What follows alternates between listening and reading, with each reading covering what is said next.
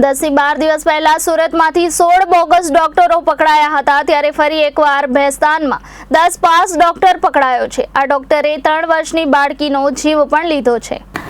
ભેસ્તાન પોલીસના જણાવ્યા અનુસાર નરગીસનગરમાં રહેતા રબીઉલ રુસ્તમ શેખની 3.25 વર્ષની બાળકી ફાતેમાને ગત તારીખ 15 ફેબ્રુઆરીના રોજ રમતી વેળા પડી જતા ડાબા પગના થાપાના ભાગે ઈજા થઈ હતી। બાળકીને ઈજા થતાં વાલી નજીકના ગરીબ નવાઝ સોસાયટીમાં રેહાના ક્લિનિકમાં ડોક્ટર સમીમ સિરાજુદ્દીન અંસારી મૂળ રહે ફલવટિયા જિલ્લા મુઝફ્ફરપુર બિહાર પાસે લઈ ગયા હતા, જ્યાં ડોક્ટરે બાળકીને 3 ઇન્જેક્શન પણ આપ્યા હતા અને થાપાના ભાગે એક ટાંકો લીધો હતો।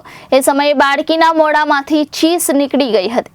આ દરમિયાન ડોક્ટર સમીમે સારવાર અર્થે અન્ય હોસ્પિટલ લઈ જવાનું કહેતા નવી સિવિલ હોસ્પિટલમાં ખસેડાઈ હતી, પરંતુ વધુ સારવાર મેળવે એ પહેલા બાળકી ફાતેમાને મૃત જાહેર કરી હતી। ફાતેમાનું મોત નિપજતા તેણીનું ફોરેન્સિક પોસ્ટમોર્ટમ કરાવતા તેનું મોત ઇન્જેક્શન આપવાના કારણે થયું હોવાનું રિપોર્ટમાં સામે આવ્યું હતું।